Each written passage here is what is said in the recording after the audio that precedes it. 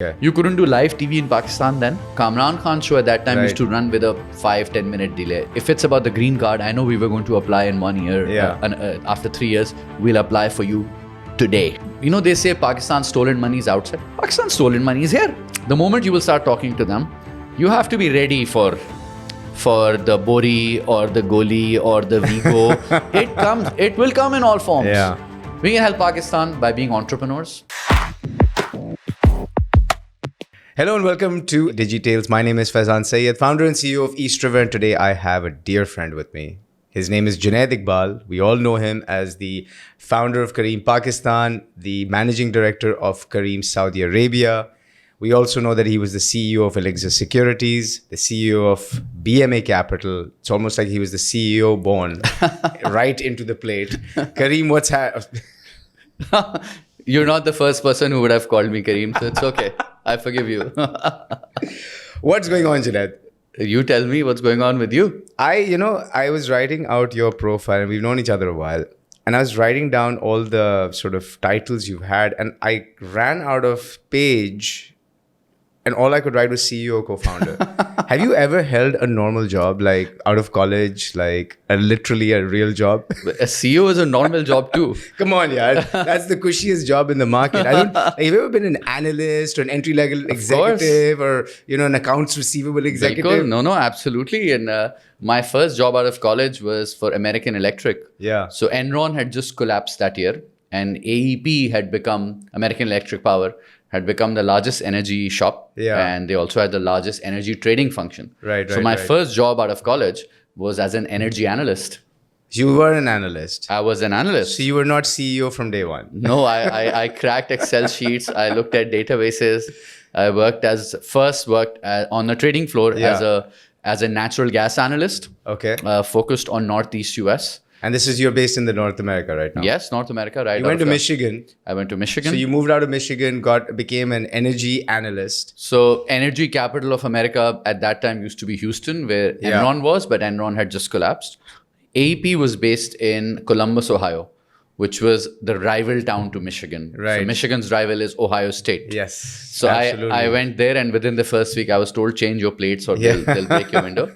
So that was my first job. And it was really strange because it's a small little town, Columbus, Ohio. Yeah. And the first day I'm parking my car, first day of my job, and the parking lot is lined with Porsches and Ferraris. I'm like, wow, whoa, this is fun. Yeah. So these are all the traders who previously used to work for Enron. Right. And were now at AEP. Interesting. And my first rotation was on the trading floor itself, working for a senior natural gas trader.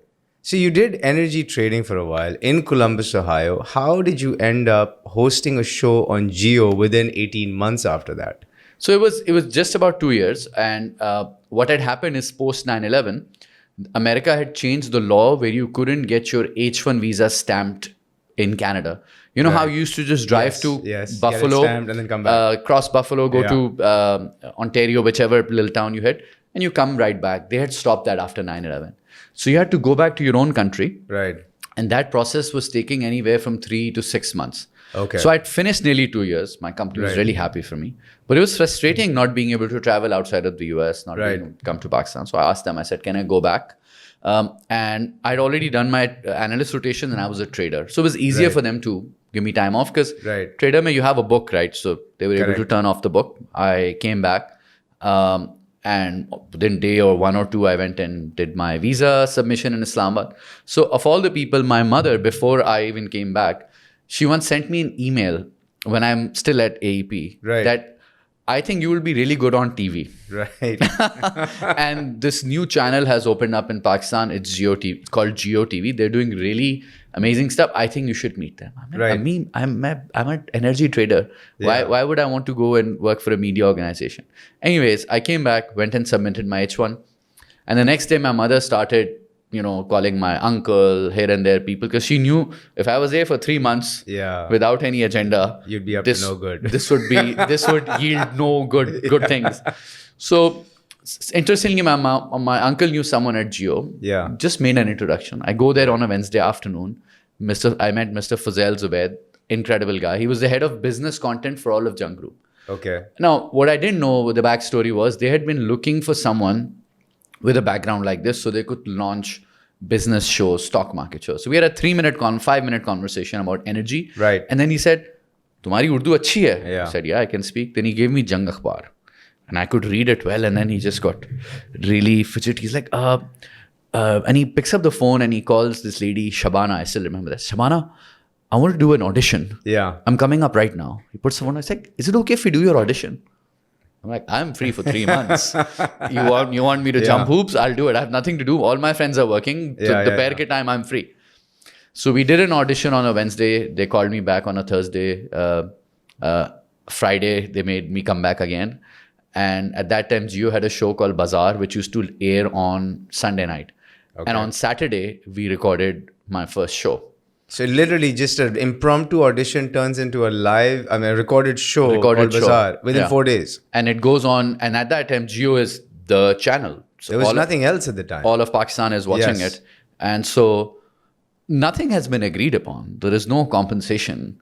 There is no... It's just like, aap aake baith jaye. I'm going and telling my friends that, on Saturday evening, I meet. And I'm like, by the way, I'll be on TV tomorrow. I recorded a show. They're like, what? Yeah. Next day, right after Khabarnama, I'm on primetime TV doing this show. And then this goes on for several weeks. And it was a 30-minute show. I'd have one senior stock market broker or an asset manager for the second half. For the first half, I'd have another business leader. Could be the state bank governor, president of a bank. I'm learning. I'm meeting all of these people. I'm learning about the Pakistan economy. Like you said, it's a crash course MBA in the Pakistan economy. Crash course on the Pakistan economy. 1 week you're covering cotton. 1 week it's the monetary policy. 1 week it's auto sales. Right. One week it's textile numbers. At that time, there was some stuff happening with euro for textile. There was some incentives. So this was nothing discussed, and this went on for a little while. And this is all while you're waiting for your H1, which now I think you've forgotten about, it sounds like. But my company is waiting for me. And they're still waiting for you. And they're paying you while you're sitting here. They're paying me a basic whatever stipend. That's great. So you're getting free money in dollars because these guys weren't paying you while making you do work. You can't call it free money. This is like sorry, waiting money. Waiting money. But yes, that's how it happened. They told me that we'll pay you up till a certain time, after which we won't be paying you, but we'll still wait for you. Now that time hadn't elapsed, and I would have done a good job in the first 2 years there, right? So and then in the meantime, you became a celebrity, and you called them back and said, "Hey, buddy, my price has gone up." It didn't happen exactly that way, but my visa arrived, and I said, "Okay, guys, thank you so much. This was fun. This was fun." But by then, Azhar Abbas, legend. More people should know who Azhar Abbas is. Yes, he is a legend. And then Mir Ibrahim, who's the CEO and owner of Jio, they really convinced me. They said, yeah, anyone can go and do trading or whatever in America. In Columbus, Ohio. This is an opportunity. We're building media in Pakistan. Yeah.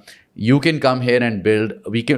So they convinced me to come back and start the country's first live market hours TV show about the stock market. Okay. You couldn't do live TV in Pakistan then. There was a cross-media regulation. You couldn't own a channel. You couldn't do live media. So everything was recorded. Everything was delayed. So Kamran Khan's show at that time used to run with a 5-10 minute delay. Right. So, but this had to be live because we were going to run a ticker for the first time. Yes. So they said, we'll hire you backdated from the first day you walked in here.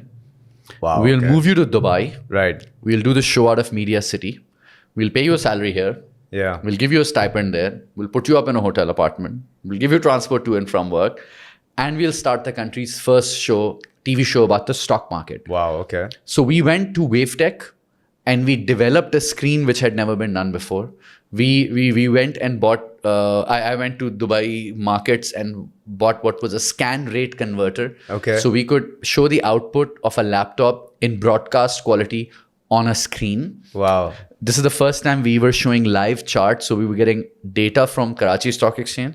WaveTech was putting it into... I forget that this all happened in our lifetime. This happened in our lifetime. So I went back to America, resigned from my job, apologized to them. Yeah. They wished me all the Sorry, best. I've become a celebrity in Pakistan. And so this is the other story. The day I went in and he said, Jeff Kiefer, the head of HR, he said, if it's about the green card, I know we were going to apply in 1 year.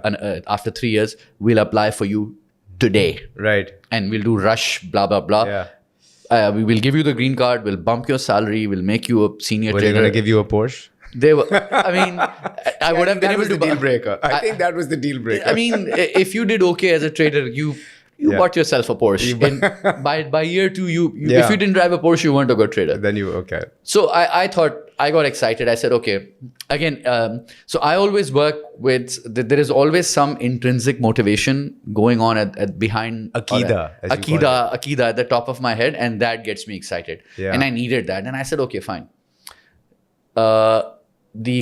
People should know more about the economy, and we should hold the rulers accountable regarding the decisions they're making. So I'm going to go do this show. We're going to help build an informed electorate. We're going to inform the electorate on economic issues, and we will help increase the savings rate of Pakistan. Wait, sounds like you took a chapter or took a page out of the book that you need today. Literally what you're saying now. It's all you need it right now. You need it right now. This second. Right now. So we came back. It was a lot of fun. We learned so much because every day we'd have an analyst. Let's say today is the monetary policy, so we'd have the governor on the show. And this is the heyday, right? This is the mid-2000s, Musharraf's time. Everything was booming. There was a lot of growth. Money coming into the country. Stock market was booming, and then a crash happened in 2005. Massive crash. So boom and bust. So the market learned a lot of lessons. Right. But what an incredible learning experience it was. And you did this geo show for a couple of years. About 2 years. Out of Dubai. Yeah. So it was fun. So if I'd be out at a dinner party, people would be like, so what do you do? Yeah. Because none of those people were waking up at 9 a.m. watching a market show. But if I went to a place where you had people who had anything to do with the stock market, or if there was remotely any Maiman or Chinyoti presence in that occasion, whether it was... They're like, beta tum to idhar aao. Whether it was a dinner or a lunch or a party or a funeral, like people wouldn't let me go at a funeral. Right. Abhi humko kya upar jayega, niche jayega. Like people used to have. So it was fun. I was still in my 20s and I was learning a lot. I was meeting a lot of incredible people. I was getting to know the who's who of Pakistan. Right. But then be able to have real conversations with them afterward. Right. Be able to ask a broker, ye bhata kaise marte hain? How do you guys corner the market? Right. Or being able to ask the textile guys about what are the nuances of their business, or talk to the energy guys. What are you struggling with? Or talk to the government guys, ministers, secretaries. So it was free learning. It was a free MBA. So you spent the time at Geo getting this free MBA, which then CNBC, as it came into Pakistan, took advantage of, it sounds like. Between that, briefly, I went to SECP. I worked with Dr. Tariq Hassan, who was the chairman. Right. I was running an internal sort of research team, and I was sort of their official spokesperson. So I went with them to all the hearings of the Senate and the National Assembly Finance Committee meetings when SECP would be grilled. That was an interesting experience. Got it. But then CNBC was launching. And just a few days, and I didn't apply. Right. Because I was like, Ben, we're the ones who used to do this show. We're the market makers. We're the market makers. If they haven't called us, we ain't calling them. Yeah. But everyone and their uncle had applied. And a few days before the channel launch, lo and behold, they reached out. Yeah. They made me an offer I couldn't refuse. But more than that, the position was exciting. I was going to be one of the main anchors. Right. But I was going to be the head of research of the channel as well, which meant I could build a large research team, which would feed content to the entire channel. And I studied economics in college. Yeah. And Geo was amazing because I was living macroeconomy all the time. Right. Like I was geeking out on data, on information. Yeah. And then this gave me a further opportunity. So the show I used to do was Power Lunch. Yep. Every day, the CEO of a listed company would come on my show. So if National Bank was coming, we'd have to do financials of UBL and MCB. If let's say one particular pharma company was coming, we'd have to do financials of the comparative pharma. So you're literally running a research shop. Running a research shop. And then you're just going and having a conversation based on that research with the person from that industry or that particular company. So the smart CEOs would tell me that we love coming on your show because you prepare us for the board meeting. Which most other channels don't do. No, because this was a geek shop, right? Yeah, this was a proper finance, economics, geek shop. Yeah. So we were getting into details. Okay, why did your sales not grow this much? Yeah. Your cash flow your cash accretion is getting poorer by the quarter. What is going on? Yeah. You had said 3 quarters ago that this capacity expansion you're doing is going to yield this much, but seems you're wrong. And I mean, this is on record. Bank of Punjab, they were up to no good. And I have this is online. You can check. We pinned down the CEO because twice in a row, they used to announce results. And 2 hours later, they said, sorry, we announced the wrong result.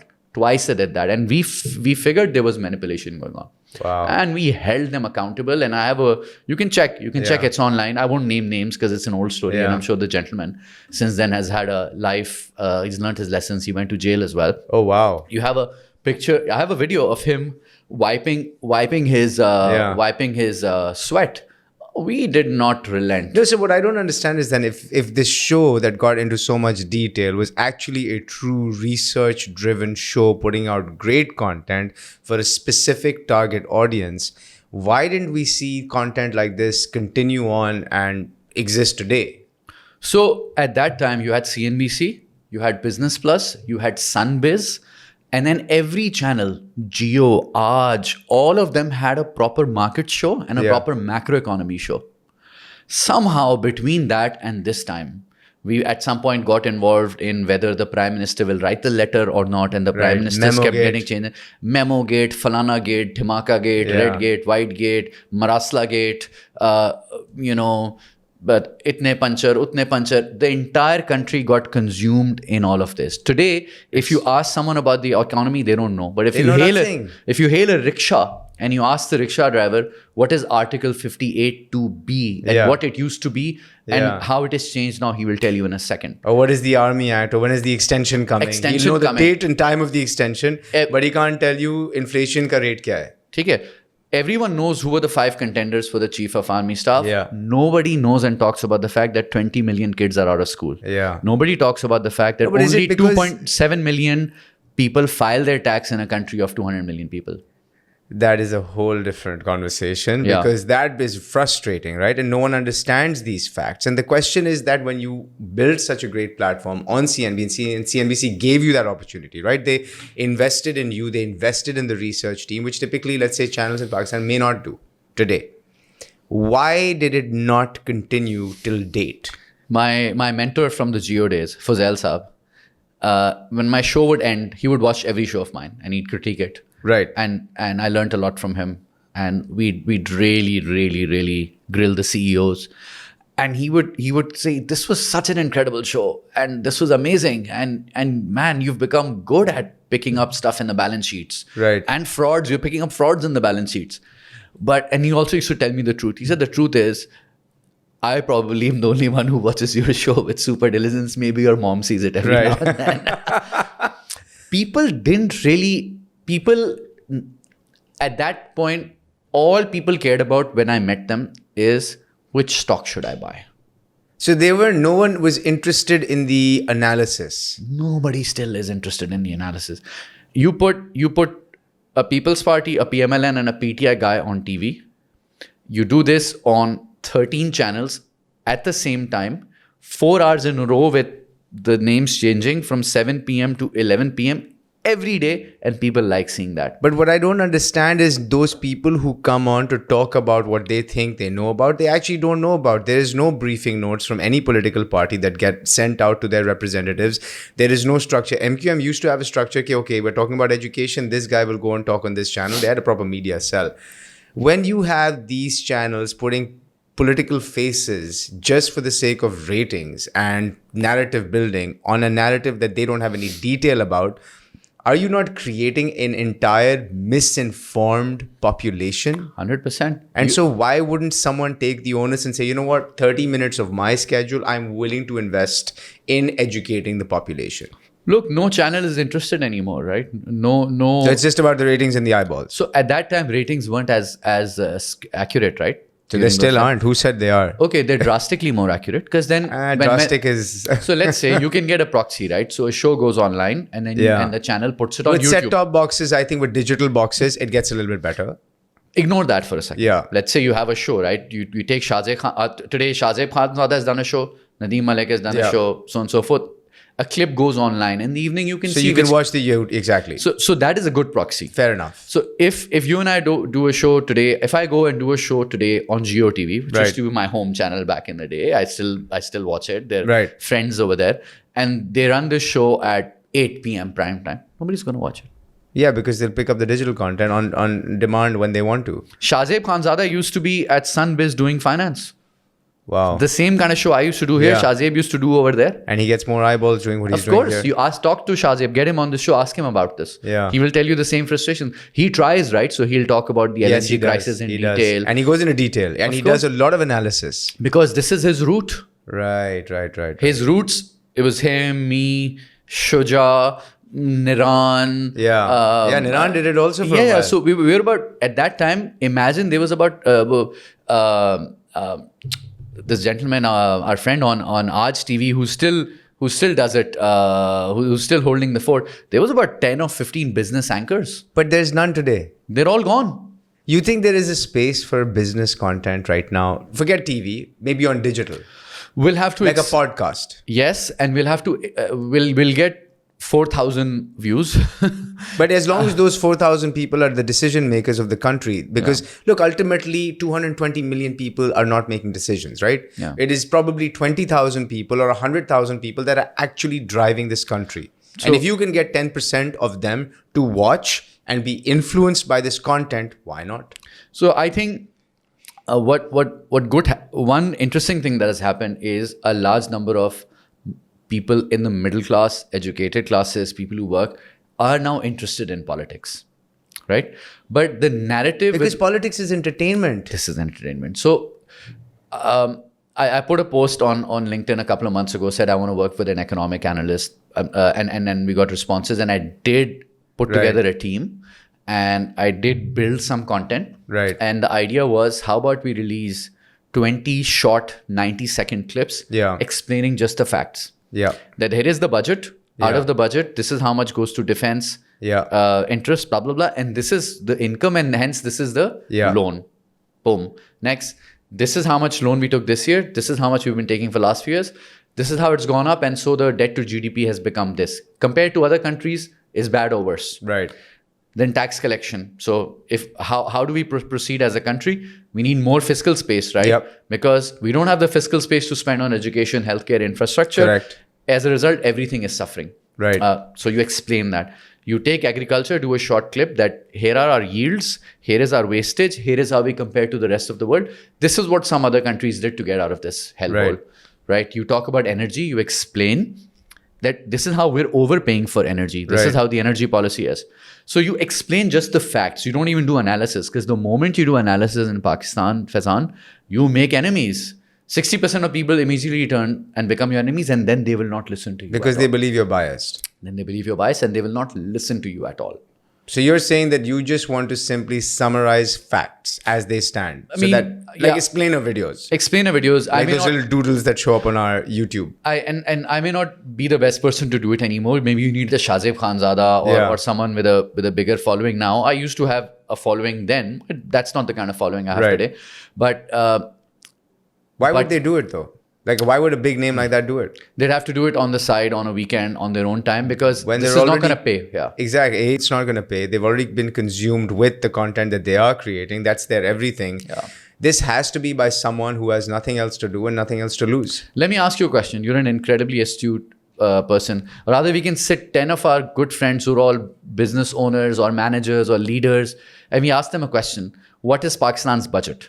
Yeah. Federal budget. I'd say 9 or 10 can't give a number. Yeah. Out of that, what percent is our actual income / tax collection, and what percentage is the is borrowing? I don't think they can. So our budget is $41 billion. Our collection and income is only 25. The rest is loan. Yeah. Out of that 25, 60% is coming from sales tax, and only 40% is coming from income tax. Correct. Nobody knows this. Yeah. Sales tax is regressive. Even a poor man is buying a Pepsi and he's paying sales tax. Correct. But the rich are not paying enough. Because there's only 2.1 million people 2.7 million people file their tax. 7 million are actually taxpayers. And out of the 7 minus 2.5, these are the people jinka at source cut jata hai. 2.5 million are tax filers. Seven are people who pay income tax. 700,000. 7 million. 7 million people are people who pay income tax. Income tax. But out of the 7 million people who pay income tax, 2.7 million Actually file. are actually. So what is the difference? The difference is my tax got deducted from my salary, but I never went and filled the. So basically deducted at source, but I never filed.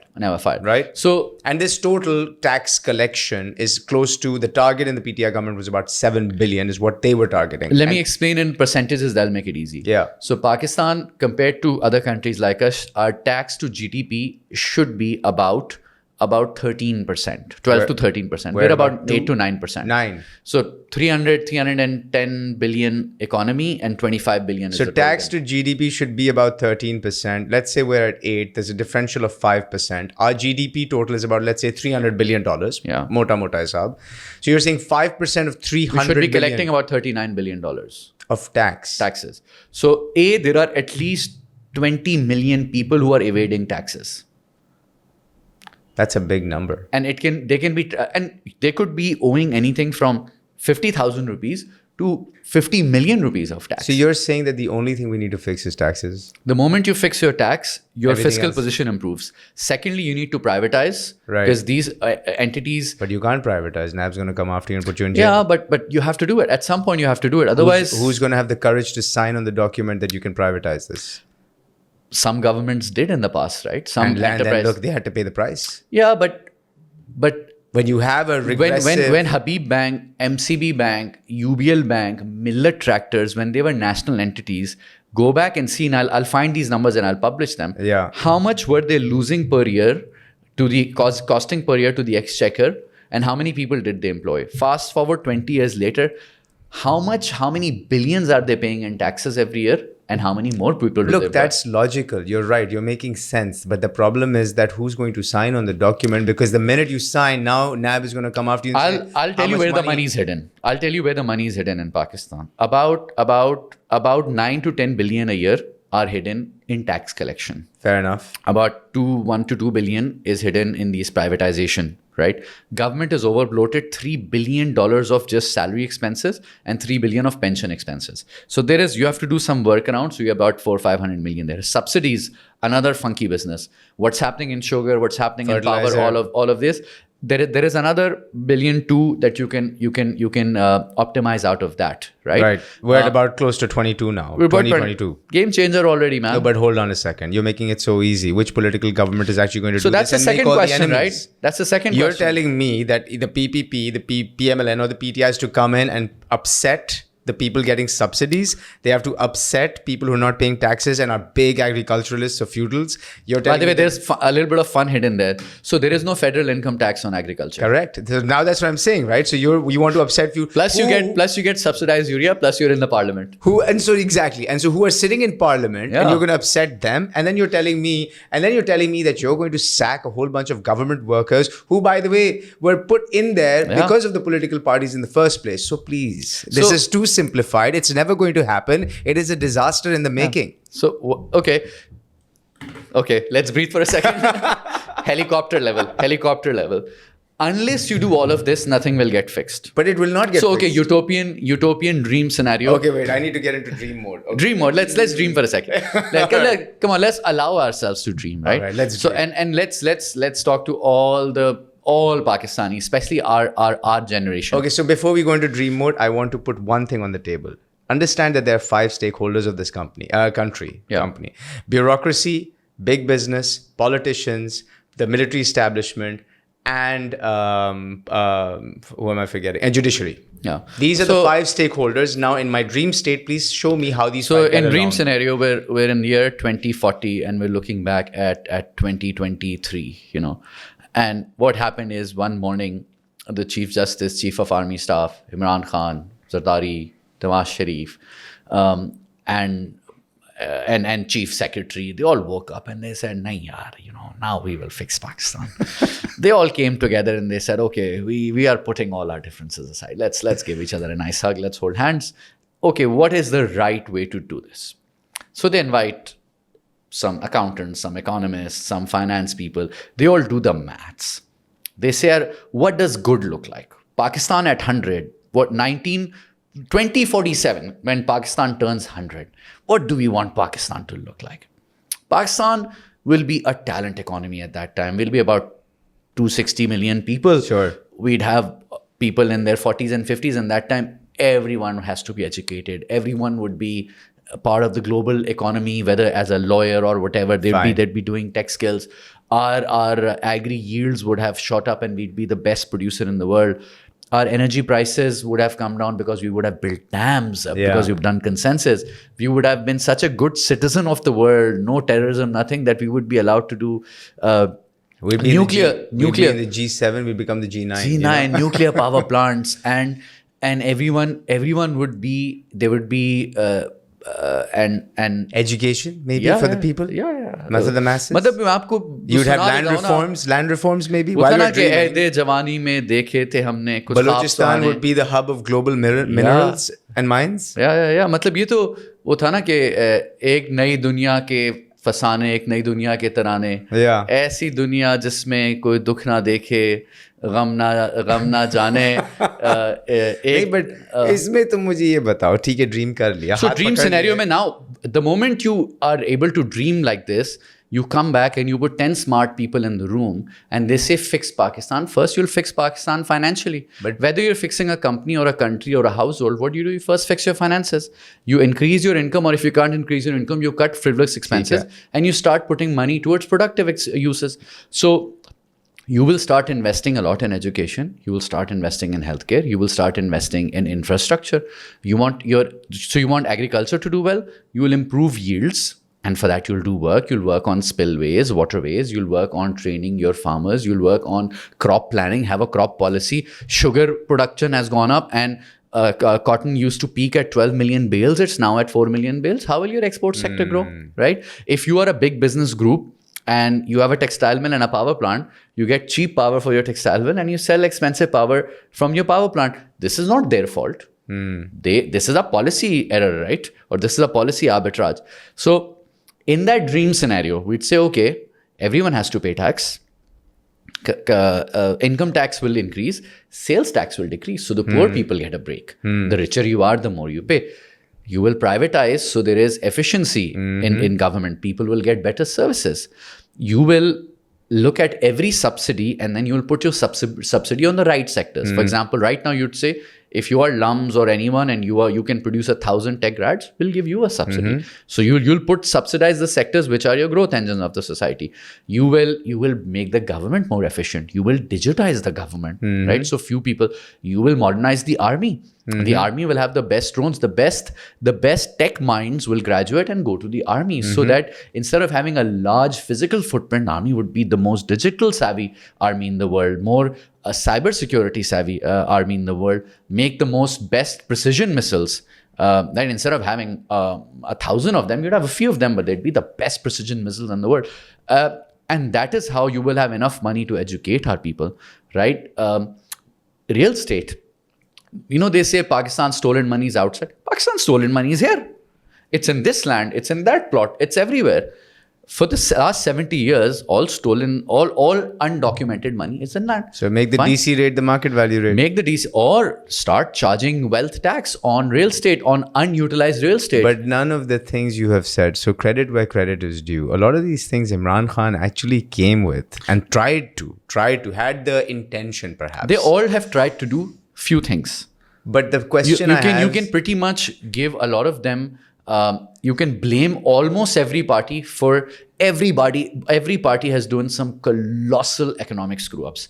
And every party has tried to do a few small things. I'm not going to get into that because this will turn into But then in my question in this is, in your dream state, you've given the solution. But you see, in that dream state, you haven't told us, because it's a dream and anything can happen, how do those people wake up and hold hands and say, we have Vision 2047 in mind that we are now working towards? Because I was just in Saudi, 2 weeks ago, and I went after 3 years.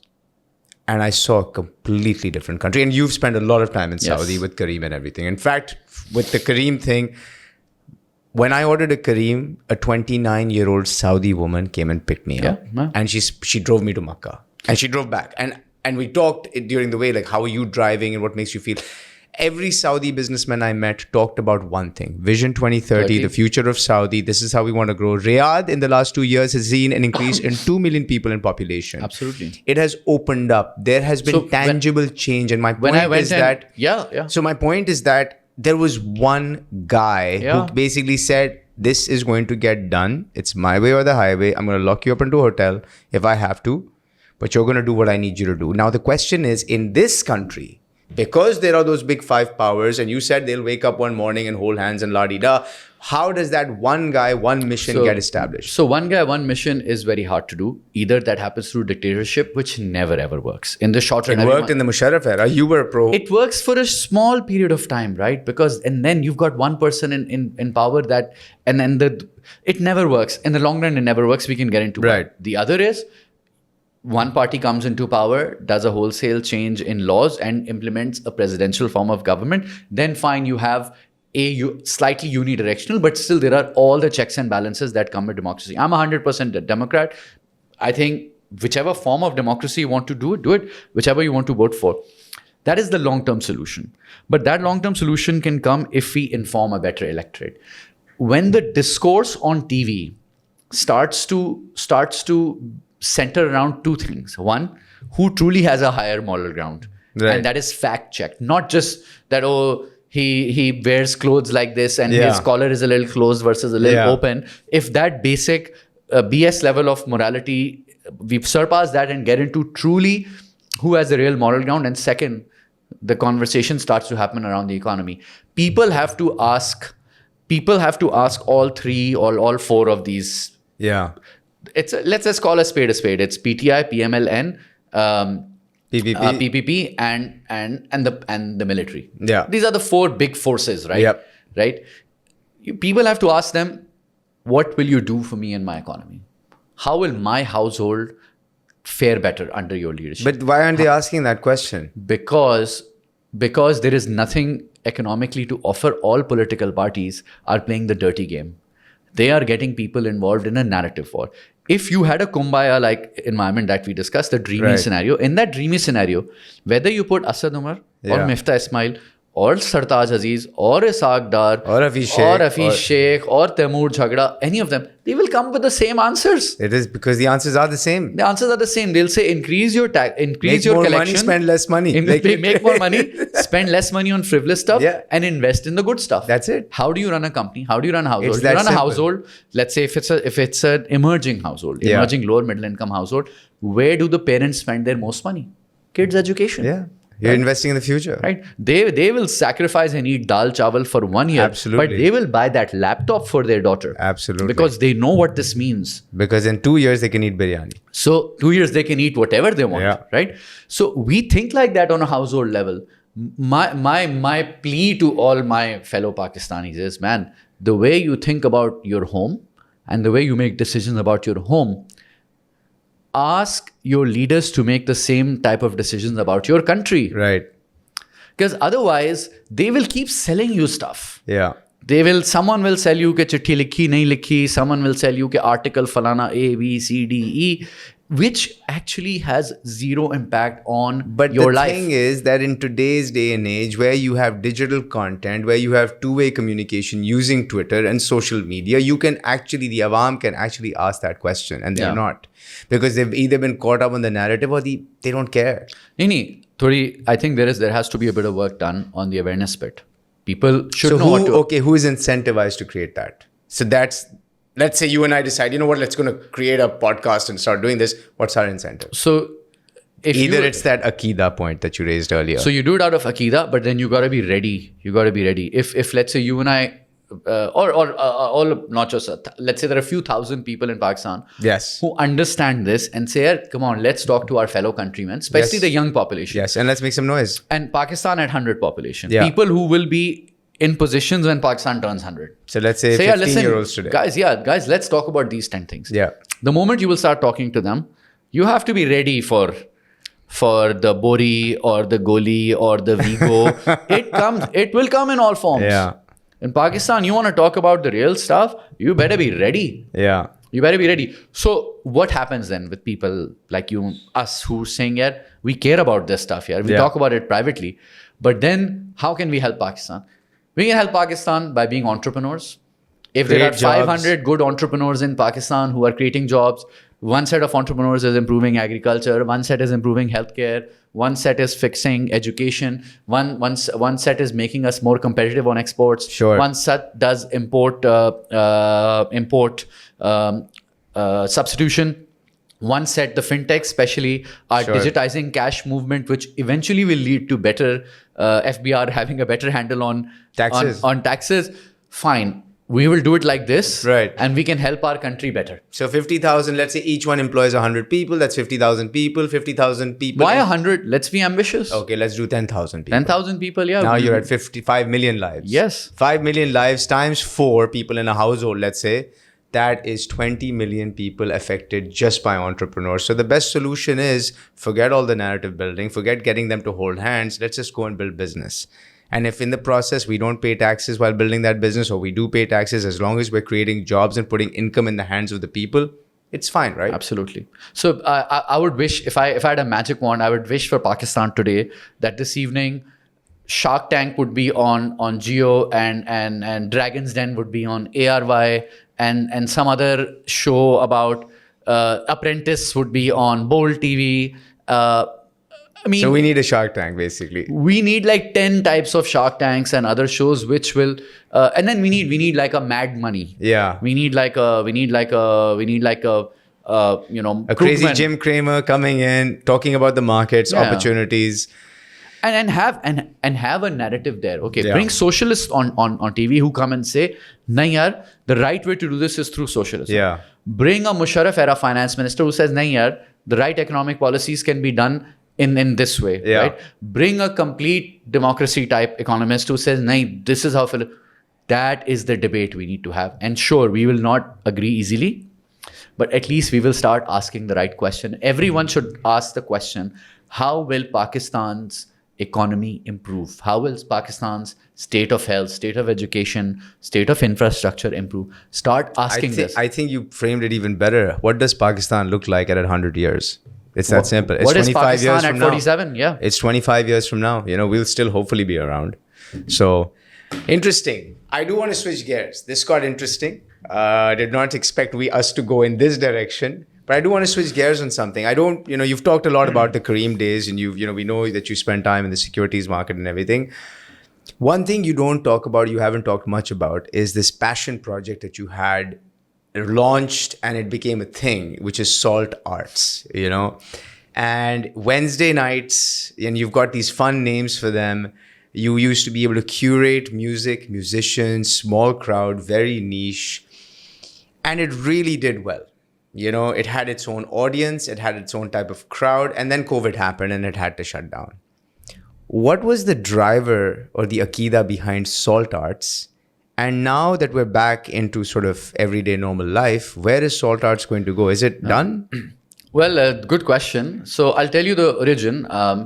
Growing up in Karachi, we used to go to concerts all the time. That was the golden era, right? Junoon, Vital Signs, Yeah. Strings. It was just Mid-90s. late. After the military dictatorship ended, Yes. music sort of opened up. So this is just before. Actually, no, this was before even the Musharraf era, because Musharraf came in 98, I think, or 99. Musharraf came in 99. I'm talking about after Zia, when things started to ease out, 94, 95, 96. Yes, that era. Vital Signs was the first in the late 80s. Yeah. And that led to, let's say... This mid-90s era was This the mid-90s, Junoon era, right? yes. Junoon owned Strings. But Junoon owned this era, Correct. right? So you would go to a Junoon concert. Absolutely. After I'd come back, all of that, none of that existed. So my dear friend, childhood friend Rania, she herself was a musician. She used to be at T2F at that time. I used to go and tell her, yeah, let's do music.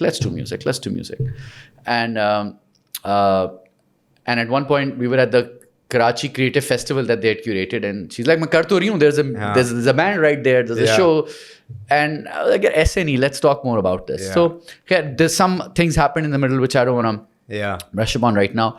Eventually, we got together and we said, let's do this, right? Yeah. So she was the creative genius. Yeah. I was the suit. We both had a shared vision that, man, we need to bring music back to Karachi. Yeah. Right. And so we had this bi-weekly sort of format, small 100-person concert. every quarter we'd have a 300-400 person concert, and then at the end of the year we'd have a 2,000 person concert. Yeah. And we worked with some of the best names. And I think what used to happen is people were able to connect with each other. We spent a lot of time and energy on building a safe environment. Rania would never produce a show without having a narrative behind it. There had to be a story. Nakam Ishq ke naam. There was always a story behind every show. So the show was it was almost like every show was branded with like an identity. Every show had its identity. Right. Like okay. Ali Hamza, when he did his first ever After Noori, it was the Saval tour. There was a story behind that. Right. Okay. And Rania was able to, and the creative team, they were able to tell that story. Right. And then the production values were very strong. How lighting would work, lighting, sound, location, stage. There was zero compromise on all of that. As a businessman, I learned a lot about music. Is there money in it? It's hard. It's hard. And the reason why we used to do Wednesday night is if you do a concert every Saturday, people won't come. Yeah. Because dawats, shadis, they rank higher in our social structure. But Wednesday is that hump day that you need something to do. You need something to do. And so COVID got the better of us. We did not let our team go. We held on to our team for a year and a half, contrary to all companies. Right. Till the point where we pretty much ran out of our reserves and stuff. Yeah. So Salt Arts is so far an incredible memory. People still remember it. It is a platform. We do hope to bring it back. It's also hard to sort of... The question is, though, if we had one learning, now I'm talking as a business person. So we built a great physical product, very experiential. I don't think we built it digitally.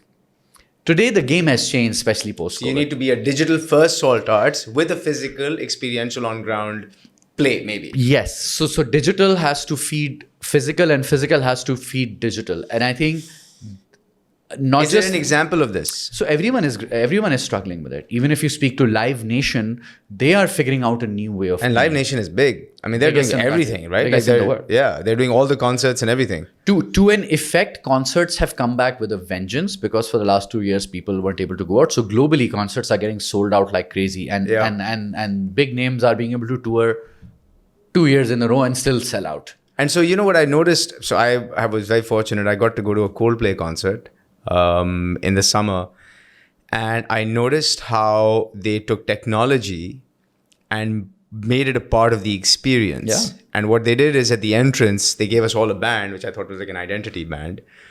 And at one part in the concert, the guy's like, raise your hand. Now imagine a stadium of 50 to maybe 100,000 people. This is a packed stadium. Yeah. And those bands had LED lights, and there was a light show in the entire stadium, hearts, words synced with the music.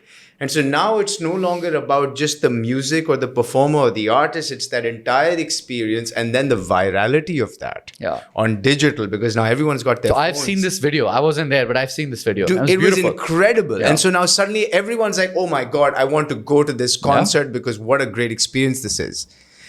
I think the narrative is now, the idea, the concept is different. It's no longer an event or content. It's experiential. What can I create for the end user that's not just about listening to the music and, sing along or, sort of lip syncing to the song? What can we do where the user walks away, or the consumer walks away saying, wow, that is a memory for life, and I'm glad I paid money for that. So I think Salt Arts 2.0, inshallah, when it comes back up, will have to be a hybrid. It will have to be digital and physical. Right. And we're open to ideas. There is a bit of crowding out as well, right, in music, because music in Pakistan is dominated by Coke, Pepsi, Nescafe. Yeah. So a market is not getting established. A market, what do you mean? Of course, I would counter and say because of Nescafe Basement, Pepsi Battle of the Bands, Coke Studio, Velo Sound Station, they've actually created a market for musicians. So it's both. So it's a two-way sword.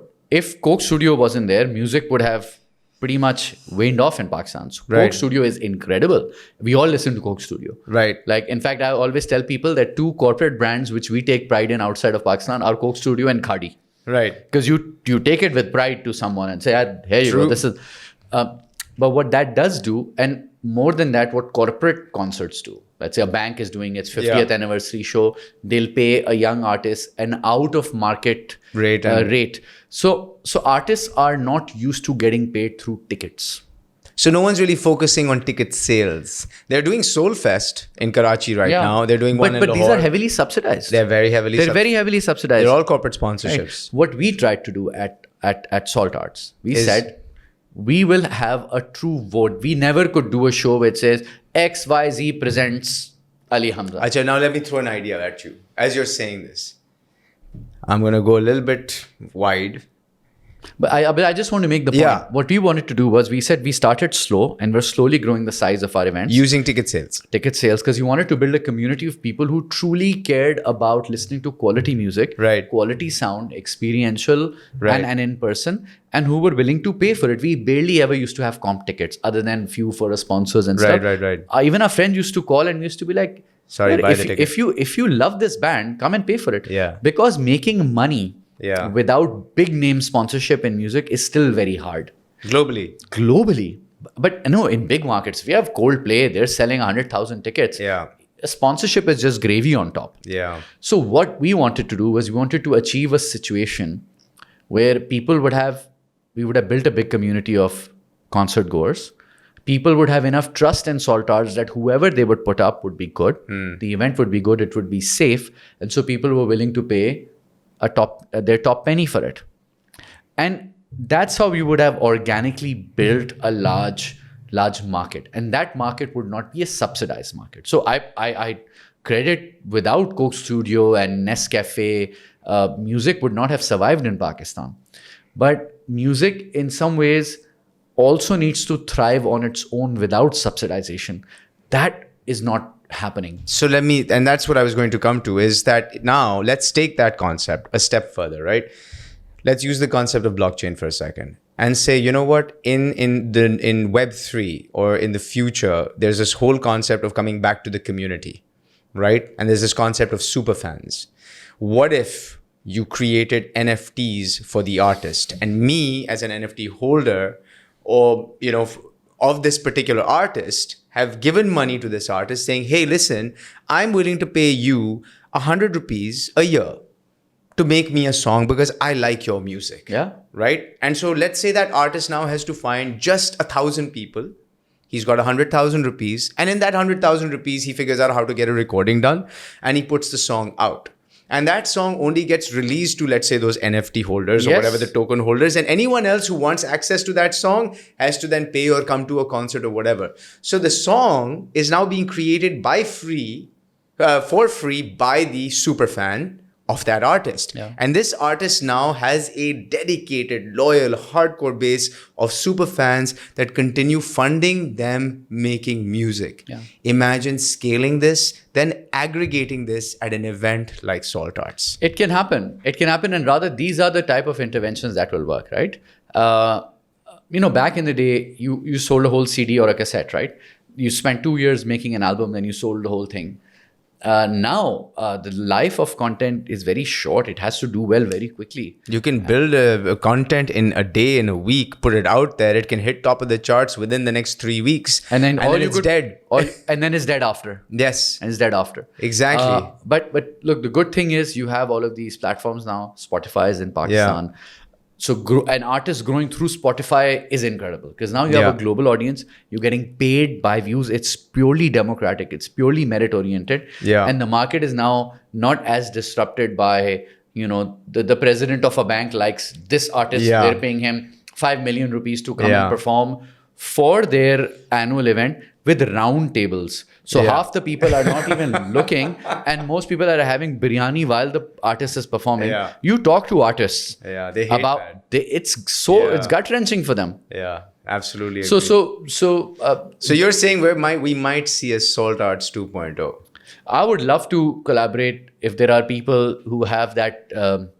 There are brands. There are people with a digital skill set. There are people who understand this new age of production. As you say that? I'm looking deep into your eyes, Faizan, deep into your eyes, and who have this skill of marrying the physical and the digital in a highly experiential manner.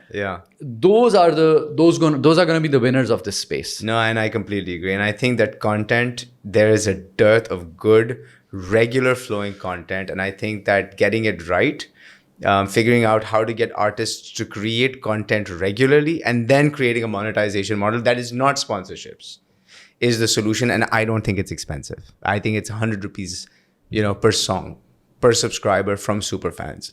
And there are 2 million superfans out there. Yeah. So that's 200 million rupees. It's that simple. We need artists to do well. Yeah. Artists have to do well. And on a global scale from Pakistan, because there's a big Pakistani diaspora that is willing to pay to listen to their favorite artists from Pakistan. If concerts don't do well, and especially small to mid-sized concerts don't do well, what happens is you've got so many of these amazing aspiring musicians. Yeah. Either they make it to Coke Studio or that's nothing. Yeah. There is no in the middle. Yep. Bilal Maqsood talked about this. He said this in a very nice way at the Junaid Iqbal podcast. Right. And he said it's Coke Studio or nothing. Yeah. There is no in the middle. There is no in the middle. But they become actors.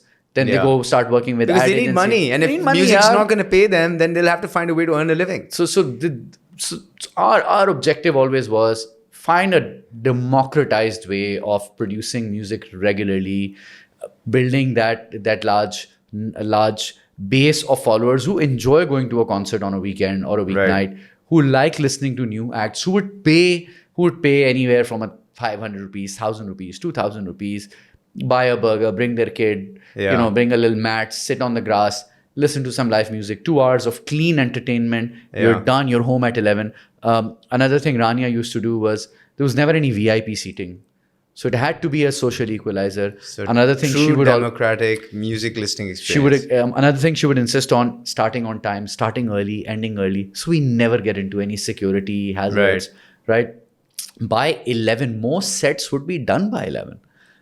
People used to come to us on a Saturday. We have a show by 11. They're like, what should we do now? Yeah. Like, sorry, figure it out. Our job is to deliver you a beautiful set, and we did. Yeah. Amazing, yeah. I think there's something there. I think that there is a lot of potential for content. There is a content-starved nation that is willing to pay a small fraction of their income to keep themselves entertained, and I think artists can benefit. So I'm looking forward to a Salt Arts 2.0 in 2023. Now, we're out of time. This conversation could continue on for hours. It can. But I just wanted to say thank you for taking the time. And I do feel that the notion of educating our masses on the basics of business and economy and what this country should do for them is the need of the hour. Absolutely. I agree with you. And thank you so much for having me. Cheers. Thank you everyone for tuning into Digitales, and stay tuned for more episodes. Bye-bye.